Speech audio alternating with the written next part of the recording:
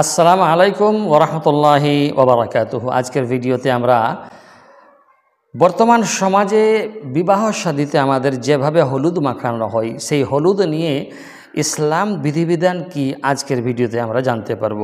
প্রশ্নকারী প্রশ্ন করেছেন যে বিয়ে শাদীতে গায়ে হলুদের ইসলামিক বিধান কি।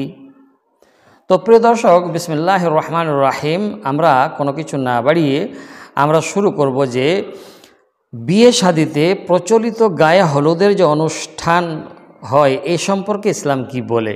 তো চলুন, ইসলামে বিয়ে হলো একটি ইবাদত। আল্লাহ তাআলা কোরআনে কারীমে বলেছেন, ওয়া আনকিহুল আয়ামা মিনকুম, তোমাদের মধ্যে অবিবাহিতদের বিয়ে দাও, যারা আছে অবিবাহিত বা অবিবাহিতা তাদের বিয়ে দাও। সূরা আন-নূর 32 নম্বর আয়াতে আল্লাহ পাক বলেছেন।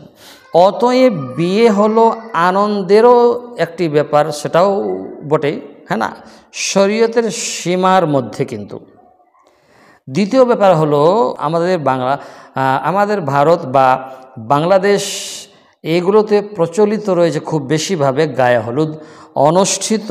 মূলত এটা সংস্কৃতি থেকে এসেছে। ইসলামে বিশেষভাবে গায়ে হলুদ করার কোনো নির্দিষ্ট বিধান কিন্তু নেই, বরং এটা রাসূল সাল্লাল্লাহু আলাইহি ওয়াসাল্লাম সাহাবায়ে কেরামের যুগে প্রচলিত কিন্তু ছিল না।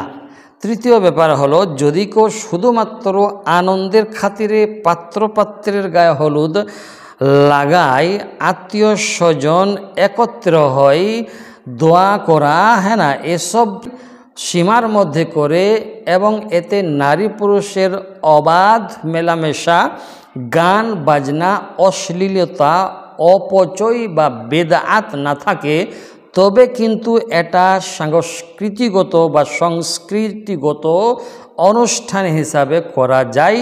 এতে কোনো অসুবিধা নাই। গান বাজনা যেন না থাকে, মিউজিক থিয়েটার, নারী পুরুষের নাজায়েজ মিলামেশা, অবাধ মিলামেশা যদি না থাকে, তাহলে এই গায়ে হলুদ কিন্তু চলবে। জি।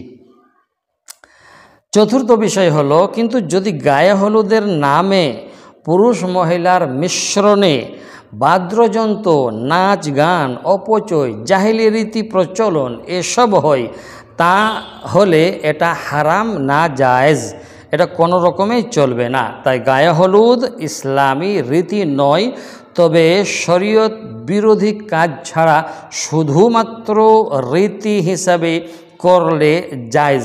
কিন্তু যদি এতে কাজ হয় কোনো গুনাহের, তবে তা থেকে অবশ্যই বিরত থাকতে হবে। রাসূল বলেছেন, মান আহদাসা ফি আমরিনা হাদা মা লাইসা মিনহু ফাহুয়া রাদ্দুন, যে আমাদের দ্বীনের মধ্যে কোনো নতুন কিছু উদ্ভাবন করবে তা প্রত্যাখ্যাত, হ্যাঁ না। তাই মুসলিম এবং বুখারী শরীফের হাদিসে এটা এসেছে। আল্লাহ আমাদেরকে বিয়ে শাদীতে ইসলামী বিধান অনুযায়ী এগুলো পালন করার তৌফিক নসিব করুন, আমিন। ওয়াসসালামু আলাইকুম ওয়া রাহমাতুল্লাহি ওয়া বারাকাতুহু।